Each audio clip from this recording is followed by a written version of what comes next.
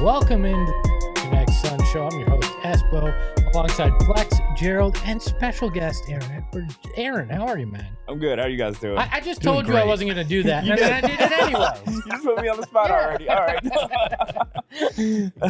Guys, an interesting day in Sun's world as we found out some things in practice that we didn't quite expect. We'll get into that in a little while. We'll talk about KD's comments that have lit the Twitter sphere or X or whatever the hell we're calling it right now on fire. But I wanted to start with one of my favorite segments we do where we take a look at what's going on in Sun Social.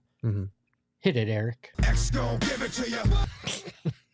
I actually added the little sounder now. X gonna give it to you. I was expecting it to keep going, then it's just like no.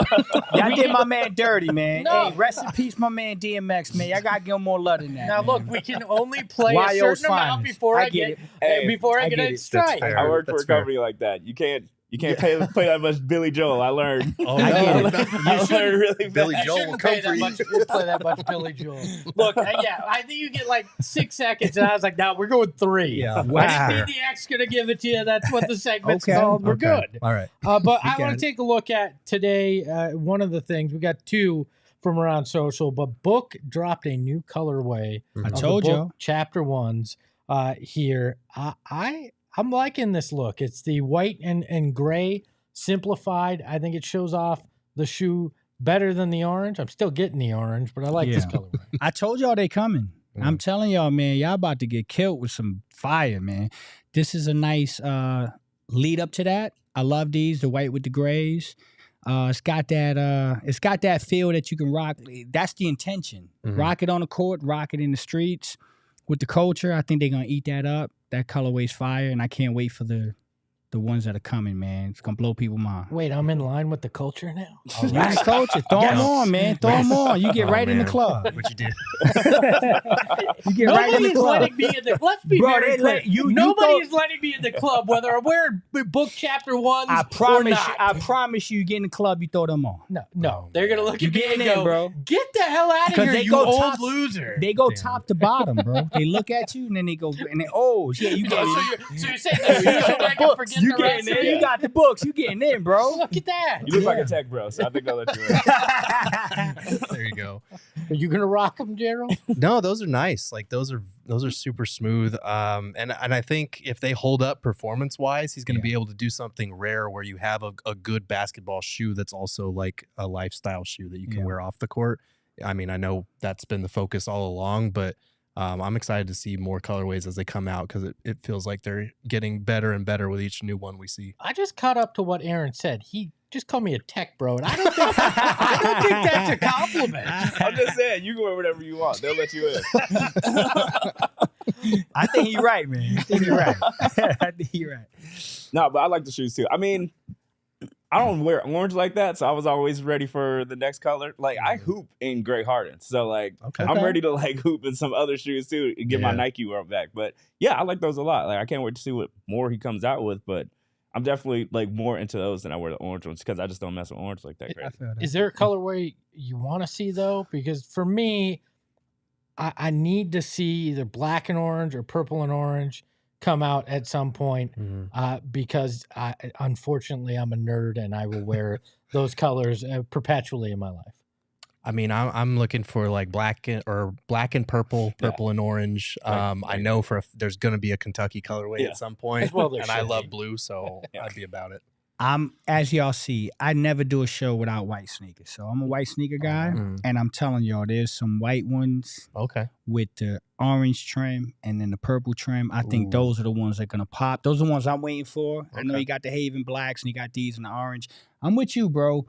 I always rock book stuff because I love them to death, but I don't know, man. Walking around with orange shoes is kind of tough for me, man. But I'll find a way to get it. Spoken like a man who has never been on one of our post games where I wear black and orange or purple and orange shoes on our regular season post games. I thought we established that Tech Bros could do whatever they want. Yeah, no, there you go. There you go. Yeah, the problem is I don't got Tech Bro He money. got orange shades, bro. So I mean, you can do anything you want, bro. That's tough. How do you? Okay, because I'm not in the culture. All right, let's just say I can't. I'm terrible with white shoes. I can't do black. I get them dirty as hell the first time I wear them. I can't do black. I don't know why, bro. Every time I put a pair of black shoes on, I feel like I go from a size 10 to a size 5. Like I look down at my feet and I'm like, damn, my feet shrunk. Like That it just looks sounds small. like a personal It's problem. it's a weird thing. I can't wear black. So Book came out. Remember when he was doing the PEs? He had the all black with the orange like your hat and your glasses, right? I got those in the crib, bro. I got Like Halloween, right? No, keep them on, bro. No, that's fine. Here we go. Nah, You think you don't look like a Tech Bro? nah, Espo. I love the look. I think it's fire. Like a But collar I roll back. can't see without these. so we're putting back on. Those are fire, bro. But I'm trying to stress the point that like I got those shoes and I rocked them one day and they've just been up in my shelf and that's it. And it's weird as hell because if you go in my closet, I got a shit ton of black shoes, but I don't wear them. They're just sitting there just to look good. Like Yeah. See, I'm more of a black shoe guy, but when I put on a pair of white shoes, I feel like refined as fuck. You know what I popped, mean? right? Yeah. Like I'm like, Yeah. all right, this is gonna be a good day. We got to get a fit off today. Saul got the afternoon off and still found a way to come in the chat and take a shot at me. Espo's a habitual foot drag. He's not lying, but he still comes in the chat just to drag me. I appreciate you, Saul. Yo, Saul's shoe game is serious though, so I got some comp this year, man. It is good. I love yours today, Aaron. Oh, the thank you. Barclays. About And the old Chucks. Yeah, about the old Barclays out there. But yeah, like I like if Book just do something like this too. Like I like the purple and black Barclays too. Like I like those probably more. But Those are strap. Those not the strap. Nah. I like the strap. Yeah, the but strap like was crazy. Yeah, I like older shoes and I like white shoes more. Like when I was a kid, my mom like, I ain't buying you white shoes. So like now that I'm older, I buy white shoes whenever I can because I don't really care like that. So like yeah, like I just like white shoes more. You should be happy your mom bought you nice shoes. My mom was like, you see those Spalding Hakeem Olajuwons? That's the closest you get to an NBA player shoe, and that's at Walmart. So take them if you want to, but that's about it. Bro. You got the Starberries then? Oh, I did. You got the Starberries? $15 Starberries? I rocked the Starberries. I rocked the Hakeem Olajuwon Spalding shoes, and I rocked them. I had the Shaqs. I got the Shaqs later. Those later on. I was too old by that point. My mom got those first. She wanted to see how much I really liked basketball before she was going to pay for some real shoes. So I had to start off with the I Shaqs. tell you what, I played with the Starberries. Oh yeah. I did. No, they were a good shoe. Yeah. They were a good shoe. He did a good job with that. He had a lot of good cheap stuff there. So another guy, a guy actually played with Stephon Marbury that was on social today. Shawn Marion. They announced that his Ring of Honor day is going to be December 15th versus the Knicks, and he had this to say about it. To the fans, there's no Matrix without you, and I can't wait to get back there and we all partake in me going up to the rafters, man. And thank you. It's going to be a great night, and I can't wait. Can't hear it. So he praised the fans and basically said, "There's no Matrix, there's no Shawn Marion without Phoenix Suns fans." This is a far cry from I'm going to wear Dallas Mavericks gear in an NBA Christmas Day commercial while you guys get Mr. Orange. That ruined your whole Christmas that year, didn't it? It did. That's like finding out that your crazy uncle that comes there doesn't really like you or the rest of the family. He just shows up for the free food. Yeah, no, I'm happy for Shawn, man. And we talked about it pre-show. This is long overdue. There was a lot of stuff going on, and Shawn just needs to feel welcome, man. Like he loves the Valley. He's still here in the Valley. There's a lot of things behind the scenes that need to get taken care of. And Matt Ishbia, let me tell y'all something. If y'all love Matt Ishbia, understand he gets it. This guy just gets it right, man. He just gets it right. He knew exactly what to do when he bought this basketball team. He reached out to Shawn. He reached out to Stat. Guys that are legendary Phoenix Suns that people want to see, that galvanize people. And he did it right from jump. He said, man, this is home. Shawn Marion, you're a Phoenix Sun, bro. You the Matrix. This is home. And you deserve to be in the rafters. We're going to do you right. And now Shawn wants to go to practice and wants to be around the players, wants to be around the team. So this is incredible, man, because this is a guy that I think, for my money, and we talked about this is a borderline Hall of Famer guy. Mm-hmm. Like, I think Shawn is a guy that needs to be talked about more in the Hall of Fame situation. He is the prototypical 3-and-D. He's the guy that actually made 3-and-D cool. Like, you know what I'm saying? Yeah. And so let's shout out to my man Shawn the Matrix, man. I'm happy he's getting some love. Yeah, without Shawn, there's no revolution in basketball the way we've seen it, because he was that guy that everybody looked at and went, oh, well, that's intriguing. Yeah. Mm-hmm. We could do that. And we can find a guy that can shoot the three a little bit better than him. Like, he was that first evolutionary step to where we're getting with this. Yeah. He's a top 5 Sun of all time, and it's good to be able to repair that relationship and honor his time here, because, you know, obviously he won a title elsewhere, but his best years as a player were here. And it was kind of sad to see him identify more with the Mavericks, to see Amari retire a Nick in his wine bath. Like, we bring the wine back here. We need to bring it back here. So I am glad that they're doing it right by inducting both of them this year, that they're giving each one their own separate night. I think that's cool too.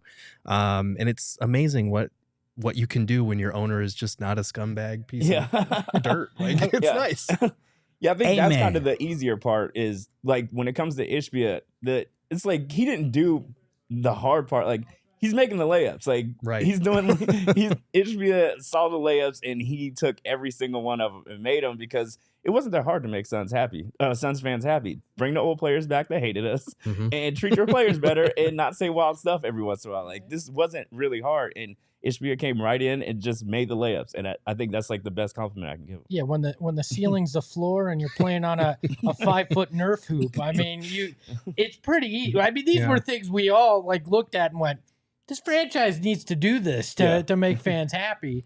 You know, I'm glad he has. The hard part was building a super team, but things like the Ring of Honor and those things that have been done for the fans have been fantastic. But you're right, they were not. The bar was in hell. Yeah, it was not rocket science. We did not need to call Josh Dobbs in from the Cardinals to figure this out. Yeah, it's like going on a date with somebody that was trash and you get out of a relationship and they buy you dinner. It's like the best thing that ever happened to you. You're like, it wasn't that hard for him to win us over. Like, oh, this is how I should have been treated all along. So what Aaron's saying is, we're all real easy. You put $5 in my gas tank. We together now. Yes, I will marry you. Aaron, you nailed that, bro. I think, I'm telling you, I think you nailed that. I haven't heard no one say it that way. He made the layup. Like, they were little layups, bro. A lot of this stuff was so simplistic. Anybody in this room probably would have thought to do it, except the guy that left. Yeah, well, he only got a $4 billion parachute on the way out. One thing before we get off this topic is, we kind of talked about it when it was announced about the Ring of Honor. But are we at a point where Devin Booker is the next guy to go into the ring, or is there somebody before Book that gets in? No, Gerald's already looking at me like, I don't want to argue with you about Chris Paul again. So here's the thing. Here's the thing. I'll try to tee you up here, G, because I think it's easy to just say, yeah, Devin's the next guy. I think it's premature to be like, Chris Paul didn't play here long enough, he didn't do enough. I mean, he did some fantastic things, and this is a tough one for me, man, because I mean, the window is so short with Chris Paul, and you wonder, if you start to do that, do you water down the Ring of Honor, the criteria for it? Like, can you just come here in 2 years? Shout out to Brandon. Huh? Leandro, no. Brandon, no. Brendan Clean, no. Shout out my boy Brandon. No. So I didn't realize that Leandro Barbosa was such a controversial figure for the Suns fandom. Like, I like him. Some people love him, and some people are like, he was so overrated. Keep him out of the Ring of Honor. I love him, but I love Ring of Honor? Yeah, like, I totally get are we that. putting Tim Kempton up there next? Like, I mean, hey, I got some Tom Googly out to take. Let's get him on. So listen, if I'm being honest, I just don't think Chris did enough here longevity wise to get there. So I think Book is the next guy. But I do feel bad saying that because what Chris did for us is something that we only saw twice before him getting to the finals. So if he won, how about that? If he'd have won the championship, absolutely. Build him a damn statue at that I just think point. this is crazy. Like, I'm with him. Like, I think 14 for 14 in the closeout game, doing all that stuff. I think he did enough. Like, he Ring helped of change Honor, the culture. though, Yeah. I think the finals run, like, all of that is enough. I mean, I know it was longer, but Steve Nash didn't get us to the finals. Like, Yeah, I think that He did get 2 MVPs. Yeah, And he had 2 stints. right, with and that's the why he's Suns. in there. Yeah, and he had 2 stints with the Suns. The first one people kind of roll over, but he had more of a resume with the Suns. He did, but the only case against Chris Paul is the longevity thing, and we've got a guy in there who's, he won an MVP, obviously got the Suns to the finals, but Chuck was only here for 4 seasons, and that was enough to get him in.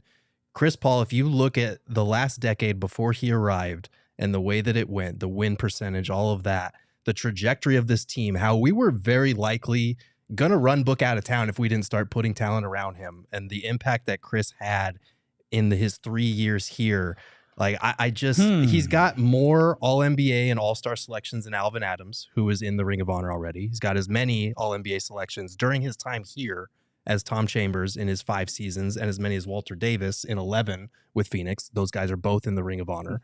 Like, I love it. Gerald didn't know we were going here, and he's already got this. Because I literally wrote these notes the last time we did this. So I just did a fucking control F. He just went back. This. Like, he had an impact on this franchise and where it is heading now. We're not where we are without Chris Paul. And the fact that we've only been to the finals 3 times in our franchise's history, and he was the catalyst along with Book behind one of them. Like, I just don't care that he was only here for 3 years. In terms of impactful players in this franchise's history, there are very few that are above Chris Paul, even if he was only here for a limited time. Can I show you some personal growth? Sure. I'm warming up to this idea, I think, but with one caveat. Okay. If they win a title in the next 2 years, because he helped build that foundation. And I think at that point, you can go, he helped lead to this, and I would be more okay with it at that point. I understand the idea that longevity shouldn't be a huge part of this, and I think that's fair. See, I don't know about that. I think it can be. But I think there are Alvin exceptions. Adams, Alvin Adams makes sense because of his longevity, Rookie of the Year, helped them get to their first finals. That, from a longevity standpoint, makes sense. But if you put up the stats that he did in a 3 or 4 year span, he wouldn't have been in. Yeah, but I think if Chris Paul, like, say Chris Paul, we won in 2021, and Chris Paul retired after, would you be fine with putting him in after that? 1 year, got a ring. It's funny you say. It's funny you say that because I'm gonna bring up. I'm gonna bring up Kawhi. I'm gonna bring up Kawhi.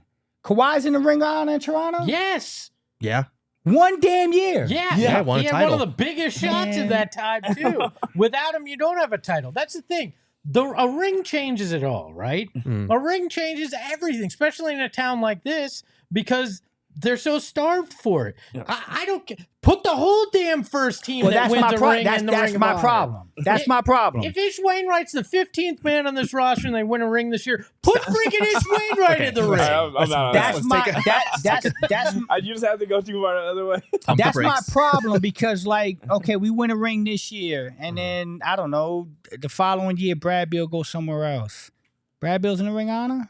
Like, we got to draw a line, bro. It's a Ring of Honor. But Brad Bill's like, it's a Ring of Honor. But that's the thing is, there's not a ton of guys that are in the Ring of Honor that haven't been here for a long time. And I think if you look at the history of this franchise and dividing it up into eras, there's going to be that era of Devin Booker and Chris Paul. And I get that. And I don't understand what, like, it's not like there's that many people in our Ring of Honor like we're watering it down. I feel like if you put Chris Paul in that Ring of Honor, you're honoring a guy who came to your franchise and changed it for the better after a decade of misery, after being the laughing stock of the league for a literal decade.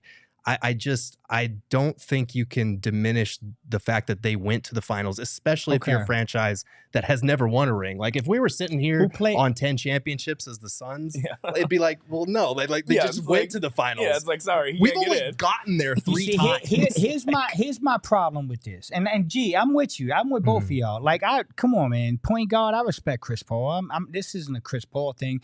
It's a standard thing. Like, all right, who's here longer, Mikal and Cam or CP? Yeah, but look, no. Answer the question. Mikal and Cam or CP? Who's here longer? I think Mikal and Cam was the same amount, wasn't it? No, Mikal came a year before. Mikal and Cam were both here before CP, right? But they didn't have any All-NBA. No, All-Stars. so that's my problem. Are we talking about what they did before they got to Phoenix? Or we just strictly talking? All-NBA He did. So. He did because we had 2 of them. Yeah. And okay, one thing.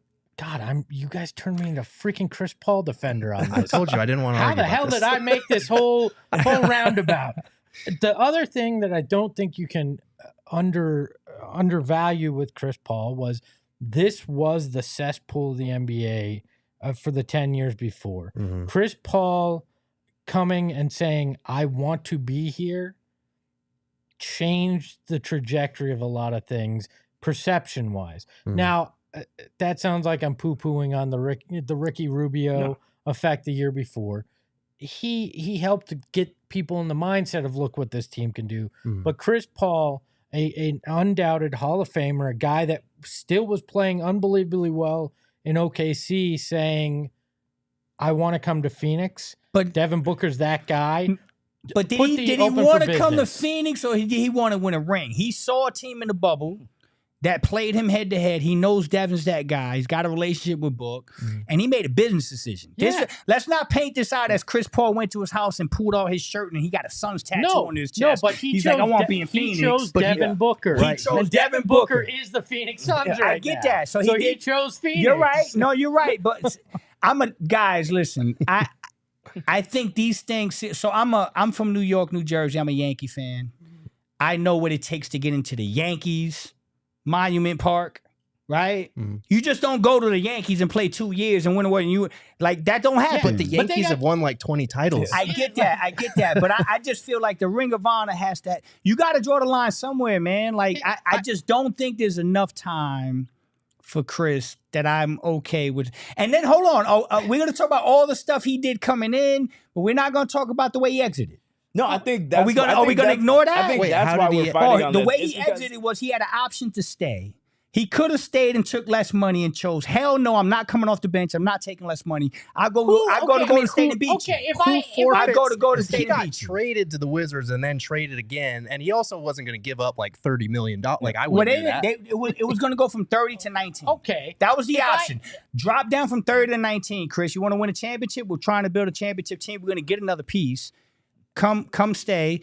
And he said, nah, I'd rather kick your ass with the Warriors. He ain't coming in my ring. If I tell you tomorrow, I'm keeping it 100, man. I'm keeping it 100. If I tell you got to take a 25% pay cut, but hey, we might win an Emmy this year. Well, if you tell me that, if you tell me that 10 years from now, and I've already made $50 million, hell yeah, I'm taking a 20. We're all in a better spot. No, I'm just saying. This perspective is real. Chris has made enough money. I'm not going to get into people's finances. Like what they do what they do. I'm just saying if we're going to paint the picture like Chris was in the bubble and oh my God, he picked Phoenix and he picked Devin Booker. He could have stood with Phoenix and Devin Booker, but he chose not to. That was more his choice.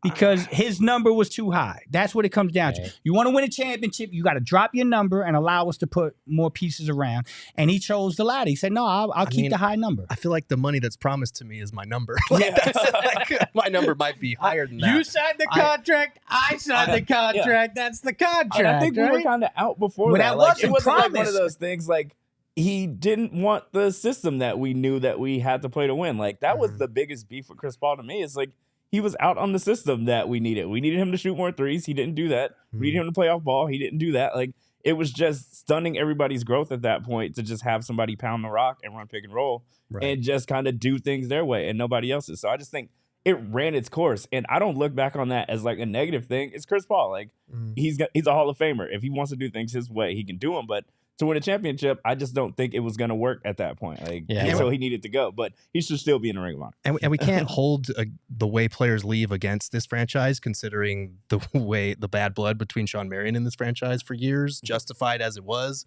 Like Barkley, like we've had a lot of legends that have left here and haven't been on good terms with us for years. I don't think Chris getting traded twice fits that same category. I just, like, you look at the people that we have in the Ring of Honor, we don't have like that many, especially like as a franchise that's never won a title. I have a real hard problem looking at the highs and lows of this franchise and not honoring Chris Paul's contributions to where the Suns are now, especially because, like, yes, he achieved a lot of what he achieved in his career elsewhere, but like one of the greatest point guards of all time passed through your halls and wanted to come and play here and help get you to the finals. I do think that matters. And in terms of guys that should get in before him, I think Book would get in after him because he's obviously going to be playing a lot more years. Yeah. The only one that I think Brendan brought it up in the chat that might make sense before anybody else is Mike D'Antoni. Yeah, Mike D. Just and Monty too, honestly. Yeah, Monty is higher. Damn, bro. Monty is higher. Monty's higher than all but no. Listen, none of this was on the list, by the way. We weren't supposed to talk about Monty this. Is higher than all but what 3 coaches in Suns franchise history in terms of wins. He got us to the finals once. He's second in playoff wins. Like, if you don't think Monty deserves to be in the Ring of Honor, you don't know fucking Suns history. I'm telling you right now. Speaking about higher than anybody, I think you are right. Did you just hear what I said? I heard Fourth in wins all time, second in playoff wins. How the fuck are you going to keep that guy out of the Ring of Honor? How are you going to keep that out of the Ring of Honor? All right. Y'all are suffering from recency bias if you don't think Monty deserves to be in the Ring of Honor. I mean, listen, the stats back it up. I mean, you got wins, you got Coach of the Year, you made it to the finals, you turned the team around. I get it. If Monty goes in, Chris Paul has to go in. That's what I'm saying. He has to. I mean, all these guys are getting in. Let's throw J. Crowder Welcome, in brothers. there too. Let's throw J. Crowder in there. We got there, baby. Put McHale in there. Without his defense there. We took some side streets, with the but we got value. there. Nah, I mean, listen, I'm dude's caping for DeAndre and Jay Crowder for value. That's where I'll draw the line. You know what I'm caping for right now? Our friends over at Game Time. Because when you sign up, you're going to get $20 off your first purchase when you use the code PHNX. And with that $20, you would get into the Suns home opener on the 28th for $21. That's right. Home opener for $21. Those tickets are going for $41 right now on Game Time. It is the best place to buy your tickets for concerts, for sporting events, for anything around the valley that you're interested in going to. Super easy. You can download the Game Time app, create an account, use that promo code PHNX. You're going to get those $20 off.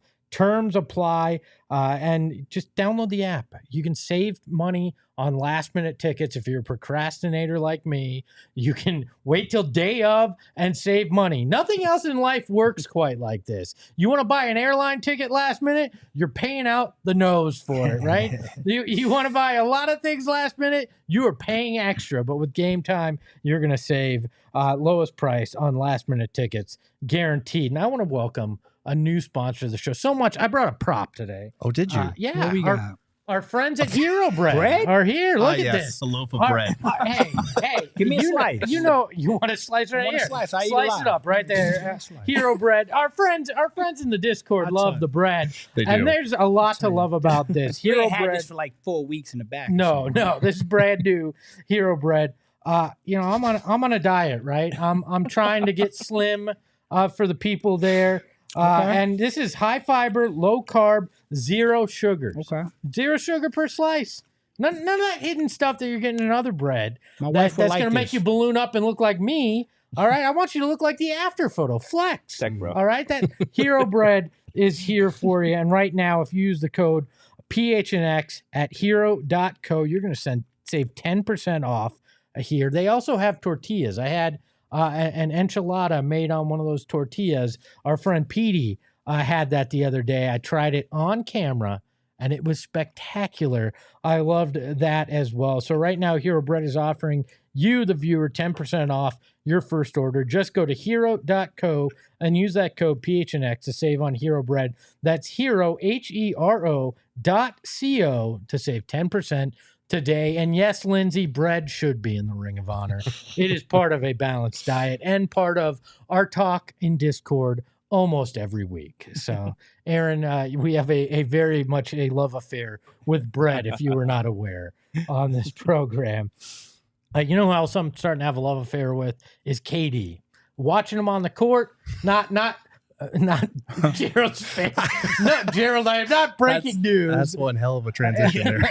I'm loving KD's game. I'm loving him off the court as well. He gives you his honest take on a lot of stuff, right? And yesterday, one of the things that he was very honest on was how exactly this offense is going to be able to play and how opponents are going to be able to potentially defend them. And I loved his honesty in this clip and him talking about, honestly, when you look at how many weapons this team has and how they're going to be able to play, how are you actually going to, be able to guard these guys?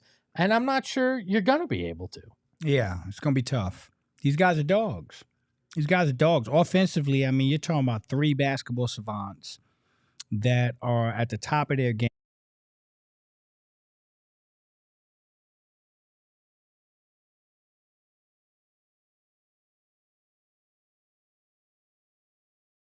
But sometimes I think about it from the other perspective, man. I'm losing sleep. I'm pulling my hair out. I'm like, how the hell do I figure this out? It's like a Rubik's Cube. Like, come on, man. I can't. These guys are going to score. Like, you pick your poison. Yeah, how many what are you doing, G? How many of these teams wishing they hired Frank Vogel right now? Oh, that guy might be able to figure out how to stop these guys. Let's actually hear from KD, though, because I did a really shitty job of kind of giving you the overview of what he said. You guys that command respect out there. Book drives to the rim is going to be guys coming over and converting. Same with Bradley. Same with myself.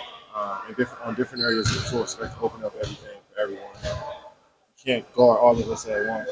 So especially when guys like Booker command a double team, myself, Brad can command double team, it's going to be tough on the backside. So we play fundamentally sound ball. Don't turn the ball over, rebound. We get in solid shape on offense. Gerald, you were there in person for this. You and your tiny mic. And what to me, there's been a lot of, and you've seen it online in particular, since you tweeted out the clip. There's been a lot of backlash to this. Was he really? To me, this didn't sound like he was patting himself on the back. He was answering a question about this offense. No, people want their money quote, and so they focus on the "you can't guard all of us at once," and that was the quote that I put on there, followed by a description of what he was explaining to us, which is how, it's a common fact that him, Bradley Beal, Devin Booker are guys that command double teams, and when you have 3 of them on the court at the same time and you have to double at least one of them, it's going to open up a lot on the backside. So he was talking about this from a basketball perspective in terms of what having that big 3 can free up elsewhere. And we've seen it in the first 4 preseason or 3 preseason games where they've actually played. So he was giving a basketball answer to a basketball question, but everybody took that quote and thought he was like, talking about, nobody can guard us. Like, that's what he's saying. And all of the Legion Hoops and Clutch Points and all these aggregators took the clip, ran with it. Everybody's commenting on it, saying oh, there's only one ball, or, well, who are they going to guard on the other end? And it drives me nuts because the one thing that they've been hammering home in these training camp availabilities after games, after practices, is the defensive end of the floor. Frank Vogel being a defensive coach, Kevin Durant and Devin Booker leading the charge on defense and being their best defenders in training camp to set the tone for everybody else. Kevin Durant talking after games about how our offense was clicking in this preseason game, but it started when we started getting stops because we were trading buckets early with the Pistons. We were trading buckets early with the Blazers. And when we started getting stops, we were able to push the pace like we are designed to do and get guys in cross matches and get points up. And so it just drives me crazy because none of those quotes about defense exploded. Yeah. Like Kevin Durant saying that there's a perception about superstars not playing defense never blew up. But this one, of course, is going to get all the attention because it's the sexy quote, because it allows people to continue perpetuating these narratives that they want and to dunk on things. Like, people don't want to learn about the game of basketball and listen to these guys share their knowledge on it. They just want to dunk on stuff online. Well, And that's see, Gerald, then you need to tell KD that he has to tell you that nobody can score on them. And then everybody will listen about and then defense. bounce out. Yeah, bounce out. I think, like, it's KD saying it. He can say the sky is blue, and just the perception he has now, they're going to say it's not. Like, I think if Vogel had that same exact quote, it wouldn't have blown up. If he was just like, it's simple basketball. If you have to double one of our best players and leave another one of our players open, that sounds like it's going to be easy to score. I think if Vogel was the one saying that, then yeah, everybody would be like, that sounds like simple basketball. You double somebody, leave a good person open, they make the shot. It's really easy. But if KD say it, it's KD saying it. And he just has so much attached to him now and so much hate that is attached to him now. It's always going to blow up like this. If he says something extremely regular and extremely normal, it's just going to turn into this. we were talking about Chuck. Let's go back to a Chuck comment. Which one? Remember the one when he was in Philly? They asked him that question. He said, the object of the game is to score more points than the other team. Remember that famous one? Damn, bro. I mean, it's not rocket science. Like, if it walks like a duck, it quack like a duck, don't call it a damn hyena. It's a duck. Like, we're going to score. We're going to have a good chance every night to outscore the other team. Now, I don't care how that looks. Honestly, they're going to play defense. I think they're going to be good defensively. But I don't care if it's 125 to 119. I mean, at the end of the day, these guys are that good offensively. And I keep hearing about how, the defense and the switching and who's going to do this and who's going to do that. And I'm sitting here like, why don't we talk about what the other team's going to have when we have the ball? Like, what are they doing? Are they going to be able to switch? Are they going to be able to play man-to-man? Are they going to be able to do some of the things that they're saying we can't do on the other end? Like, come on, man, let's balance it out a little bit. It's basketball. I think we get too scientific with it. 3 of the best scorers in the world on the same team, figure it out. They'll be all right. Well, yeah, I mean, honestly, if you're in a track meet, I mean, these guys are the Usain Bolts of basketball. Like, what other team is going to, let's just talk about it like it is. We don't care about regular season. It's which other team in the NBA is going to, in a track meet, be able to outscore you 4 out of 7 games, even if defense becomes optional, like everybody seems to think. I would take my chances with these 3 over most, right? Yeah. It's one of those things where I look at around the league, and there are very few teams that I think defensively can keep up with the Suns' firepower. Like Boston, obviously, Denver, not necessarily because of the defense, but because of the offense that they bring to the table. Fair. They're another team that could potentially gun with the Suns, but it's a very limited group of teams in that category. And it's just funny to me that the offensive quote is the one that blew up. The one time he says something about the offensive end. Right. And when he's been preaching about defense this whole time, him, Vogel, Book, everybody involved. But nobody wants to hear about that because the narrative is that the Suns are not good defensively, that this big 3 is the Brooklyn Nets big 3 all over again, which is just like, doesn't even make watch sense. A game of basketball once maybe before you go and make that comparison, because on and off the court, it makes 0 sense. So the way that this blew up, I'm actually writing about the big 3 tomorrow and the way that they are gelling on offense on and off the court. And then next week will be about defense. But y'all made me mad with this reaction and the way it blew up, because now I got to write a whole damn feature about it. Everybody, wasn't last year everyone averaged 110? Is that right? I think so, the yeah. first year ever that every team averaged 110. I believe so, yeah. Man, who the hell playing defense? Like, for real, man. Everybody averaged 110. Like, that ain't defense, man. Cut it out. Like, there's no defensive juggernauts, man. Like, if everybody's averaging 110, man, come on, man. Everyone except for the Miami Heat. What was it? They were 109.5. Oh, Miami's the problem, man. Y'all gotta get it together, man. You know? But yeah, so I mean, are we really talking? We're not talking 80s and 90s basketball. We watching the Knicks and Pacers, 78, 79. Like, that's not happening no more. And so you start to, I know people hate this, Gerald and Aaron and Greg. I know people hate this because it was D'Antoni that said it, right? He was like, our defense is our offense, right? And people like to I mean, this is true now. Like, this is true. Like, there are going to be times where we're going to look and we're going to be playing a certain opponent. We're going to say, yo, our best defense is our offense. Our ability to go up 15 is going to be how we beat teams.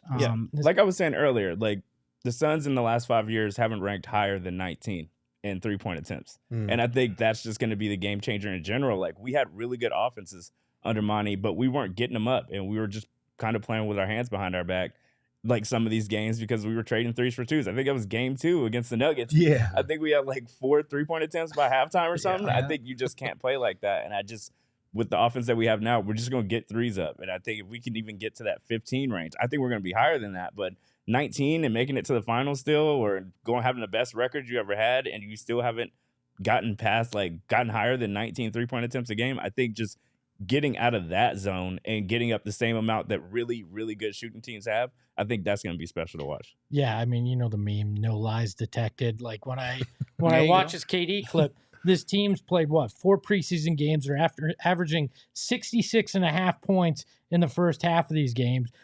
Devin Booker and KD have the highest offensive efficiency of anybody in the preseason. They're 1 and 2 in the NBA, and this is a group that's been playing together 3 weeks. Like, I don't see how you could think that they won't be dangerous offensively. But to the defensive side of it, Frank Vogel has coached 10 years as a head coach. I believe 9 out of those years he has had a top 10 defense. Like, I think he's only once not had a top 10 defense in the NBA. You cannot tell me that they will not play good defense here. Maybe will they be number 1? No, they're not going to be number 1, but they're going to play solid team defense enough where it's going to be, it's not going to be problematic for me. I think if they're top 15, they can win an NBA championship. If they're top 10, y'all ain't got a fucking chance. It's true. That's what I'm saying, right? One of my favorite things to eat. There's no good transition from that. Flex, my bad, bro. Flex just killed it. My bad, bro. You know what's fucking great? Burrito Express. There you go. There you go. They are one of my favorite restaurants here in the Valley to get a burrito. Quick burrito. Sometimes that's just what you want, right? You want a meal like that. They've got some of the best. Multiple Valley locations, which is fantastic. No matter where you are, you can find a Burrito Express. My favorite is the one in Tempe. It's kind of centrally located from where I live and where I work, so I can stop in, put it in the burrito holder. Aaron, that's the cup holder. We call them a burrito holder in the car, if you didn't know. They're also great with the community service aspect here in town, and they provide us with free food on the regular, and I do not complain when the food is free. Everybody knows that. So go grab a burrito and follow Burrito Express on Twitter at BurritoEXP. That's at BurritoEXP. And if you're driving around going to get your burrito, you need a good pair of sunglasses because it's still bright as hell out there, even though we're in fall here. And if you want to get a good pair of sunglasses, Shady Rays has you covered. You can get 50% off 2 pairs or more of the world's best polarized sunglasses. Yeah, I'm saying it. The world's best polarized sunglasses. If you use that promo code PHNX, it is gear built to last. But guess what? They have one of the best guarantees in the business. If you lose or break your sunglasses, they are going to take care of you. And if you're blind as a bat like I am, they have prescription sunglasses as well. They'll take care of you. So exclusively, again, for our viewers, Shady Rays is giving out the best deal of the season. Go to shadyrays.com. Use the promo code PHNX. You're going to get 50% off 2 pairs or more. You can buy one for yourself, give one as a gift this time of year. Try for yourself. The shades rated 5 stars by over 250,000 people. Gerald, you were out at practice today. A few things came up. The biggest one was Frank Vogel saying that these guys, most of the roster, the main guys, are going to play 20 to 30 minutes well into the second half. I believe we have Frank talking about that. Yeah, we're going to play most of our guys, and try to get them, our main guys some second half minutes. I don't know if we'll finish the game with them, but just a little more work, try to get them up, high 20s, low 30s in terms of minutes to continue to build their conditioning, get them ready for opening night. What did you make of this, Gerald, while you're out there? I think it makes sense. I know a lot of people are kind of reacting like, why are the Suns going to play their starters in this last preseason game? We've seen enough. Keep them healthy for the regular season. And I get the fear of wanting to keep guys healthy, but like we still have a whole week until the regular season starts, and they've played like 15, maybe 20 minutes max in these preseason games. So it's a matter of, like he said, getting their conditioning up a little bit, getting their wind, getting their legs underneath them. I followed up about how he approaches the next week when the regular season doesn't start till Tuesday. And he was saying, like, obviously we're going to stay healthy. We're not going to overdo it, but we are going to approach this like we need to get our conditioning up. We need to be ready to do what we need to do to win on opening night. So that's kind of their focus right now. So we will probably see the big three or the starters approach 30 minutes, 25 minutes in that range. I saw something yesterday we talked about. I think it was the Richard Jefferson video, right? And I couldn't believe what I was seeing. He was talking about KD, Book, and Beal. Beal only played 31 minutes this preseason. Yeah, he missed that one game. What I'm saying? So when you look at it from that angle, you're like, yo, dog, yeah, we got to play. You got to play. And then Book only got 50 and KD only got 50. So when you look at it from that lens, it's like, yeah, you know what, man? Like, we're revving up for the season. You can't, scared money don't make money. Scared money don't make money, man. Go out there, hoop up. You don't want to do nothing reckless. And I don't think anybody in that game is going to be out there trying to be reckless. But, yeah, condition is important. Let them get a little more bump. And then, like you say, got a week before we get really popping. So, yeah, I didn't want them to play. But when I saw that yesterday, it really dawned on me. I'm like, damn, 31 minutes for Beal? Yeah, you got to get out there and thump a little bit. Yeah, I just want the starters to play more together so they can mesh. Like, they just haven't – we played some weird lineups in these preseasons. And I think we put Gordon and Grayson Allen out there with Book, like a couple – like, I just think we've been doing so much wild stuff that they need to play the actual lineups that are going to be playing against not each other. Like, they've only been playing against each other with the starters. So, yeah, I just want to see them play a good Laker team, get the bumps, play against some actual, like, talent with your talent, and – kind of just see what it looks like before you get to opening day. Yeah, Dave McMenamin, who covers the Lakers, also had a tweet that said, Darvin Ham said, quote, "We're going to come in and play a real normal competitive basketball game and see how we fit together in long stretches." He also mentioned that Gabe Vincent is going to be back. He participated in practice. So they're going to play the full complement of guys too. So the people, the fine people of Palm Desert are going to probably get one hell of a show when you might have thought you were going to see a whole hell lot of fourth string guys there out in Palm Desert. I just like the quote. It sounds like it came from like a robot or something. We are going to play a normal, competitive, real game. I was fine with both scenarios, by the way. I'd watch Jordan Goodwin play 40. I don't care. Me too. My guy. Is Darvin Ham just using Chat GPT for his press conferences now? I don't know. Yeah, so it'll make for an interesting game where maybe we thought it wasn't going to be as interesting, aside from seeing Jordan Goodwin get 52 steals in 40 minutes. So I like it. Give me a dress rehearsal. Let's see it. You got 5 games before that, 5 days before that opening game in Golden State. So it's not as if they're turning around playing 2 days later. Right. You can make that argument that, hey, rest the guys at that. But yeah, get some win. Run some of your actual sets probably to try to play a little bit more of the defense that you're likely going to play. Get locked in for opening night, because you don't get an easy start. You get Golden State and the Lakers on the road, both on national television. You're going to be under the microscope right away. You might as well put yourself in a position to succeed. Yeah, I agree. And I think he's going to use it as a real run. Like, we don't know if Eric Gordon or Grayson's going to be first off the bench. We don't know if Book's going to play all entire first quarters again, or how he's just going to just do the bench in general. Like, I want to see how he does a lot of that stuff coming up. I agree. Yeah, I'm intrigued to see the defensive side of things as well.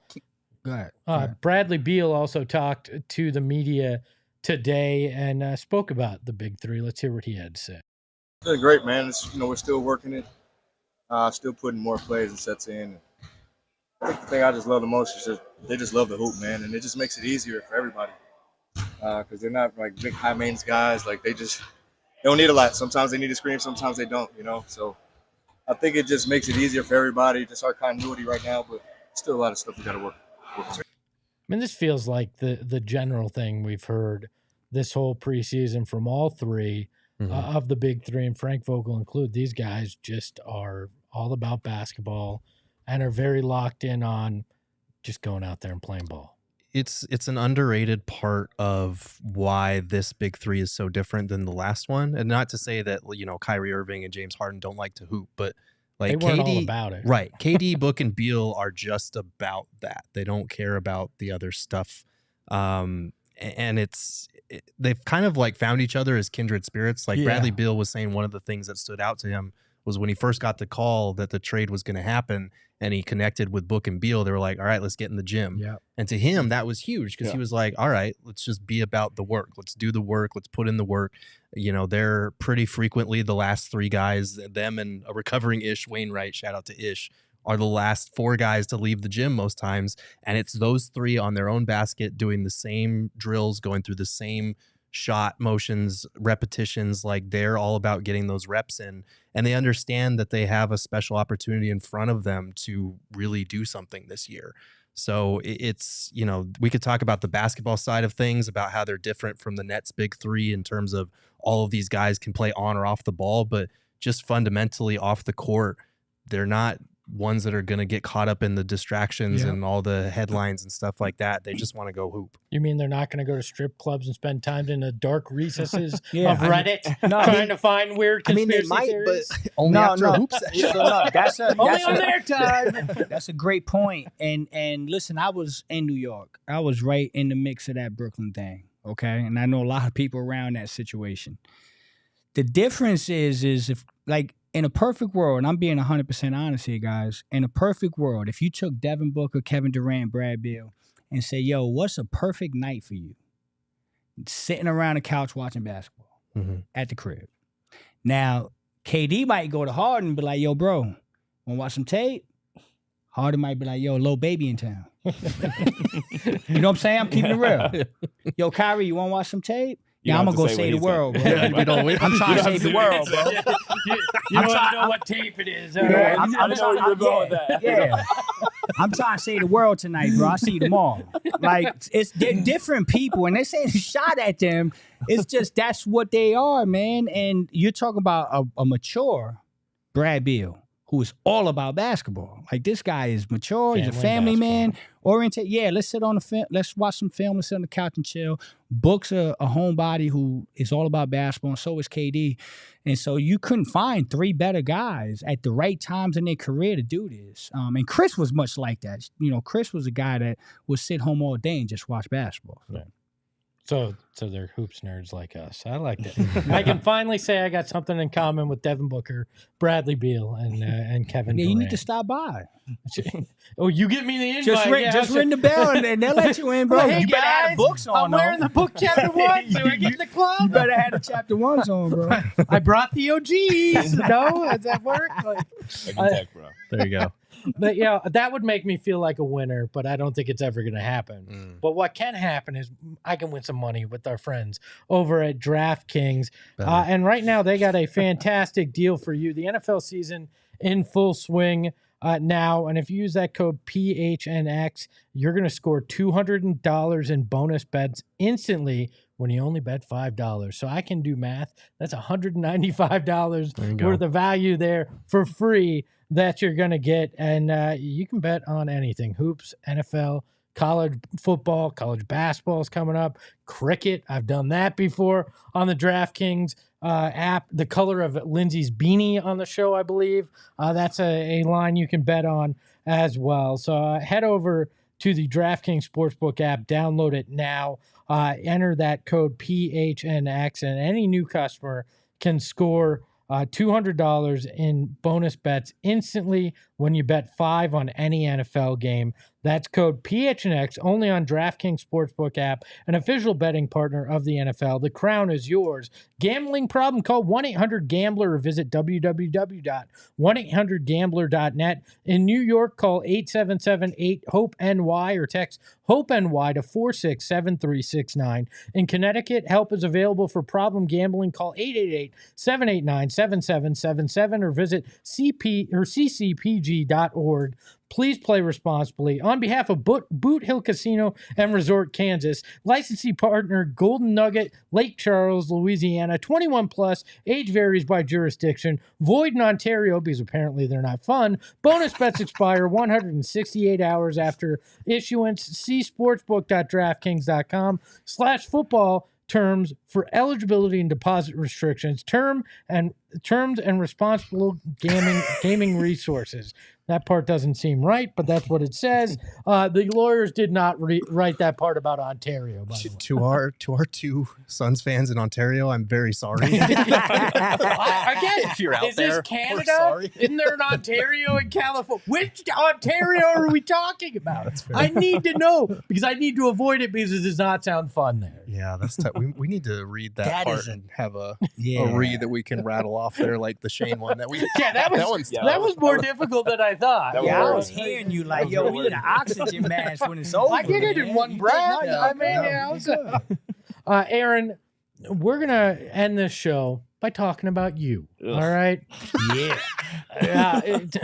Did you sign the 10-day yet with the team? No.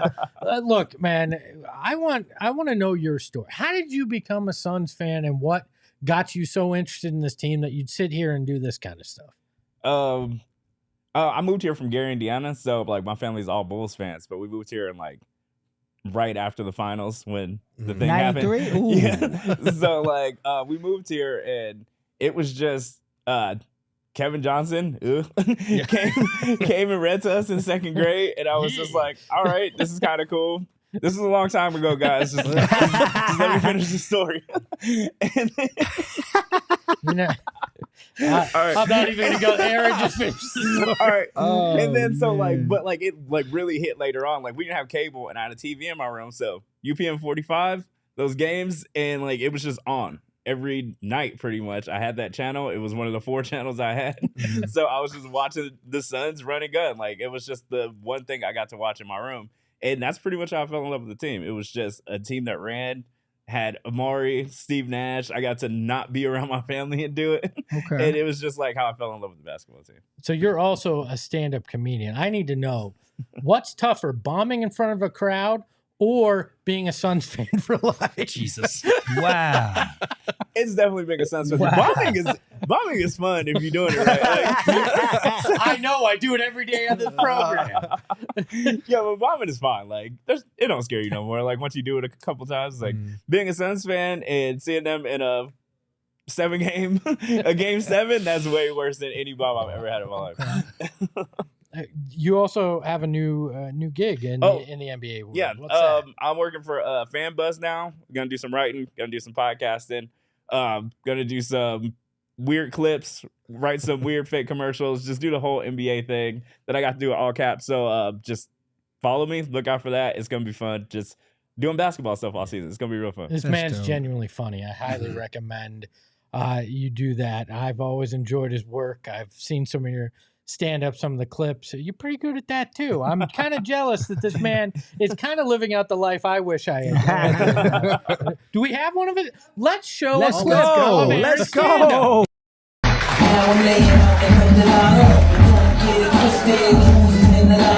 What is up? You guys are beautiful. Good looking tonight. I'm working these overalls. Y'all look amazing. This is nice.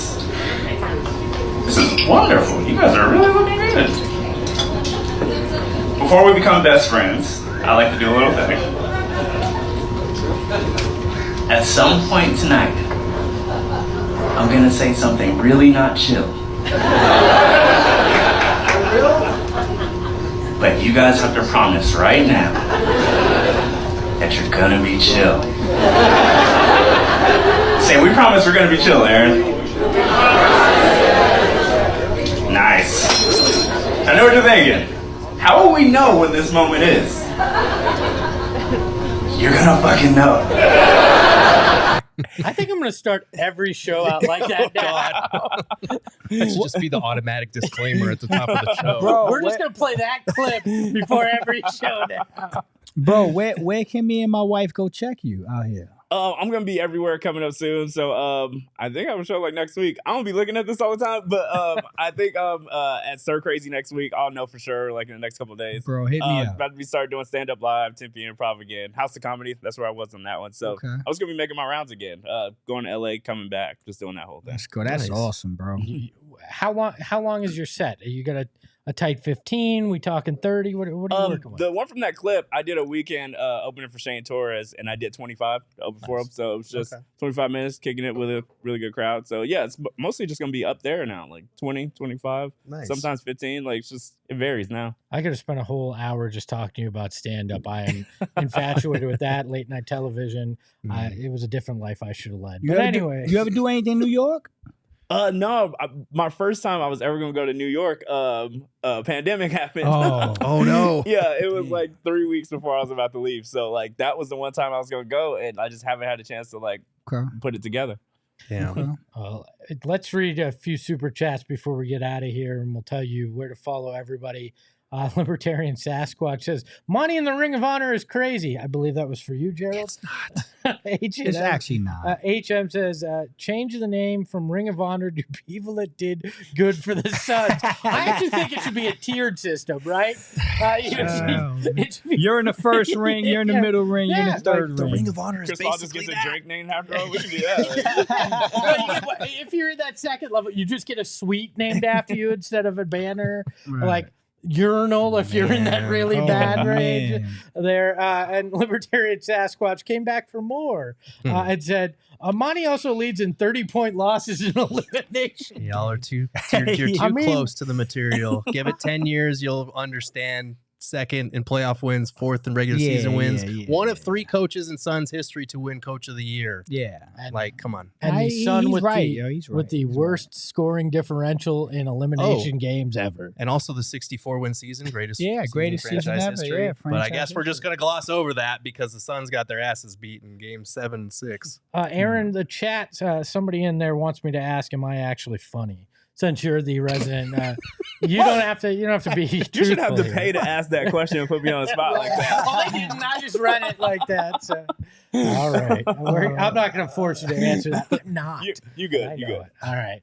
You can follow the show at PHNX_Suns. You can follow Flex at Flex from Jersey. You can follow at Gerald. Or you're just at Gerald Bourget now. Aaron, I cannot find it in my notes. What's your Twitter handle? It's AYRONED. It's Aaron Ed. You can follow him there.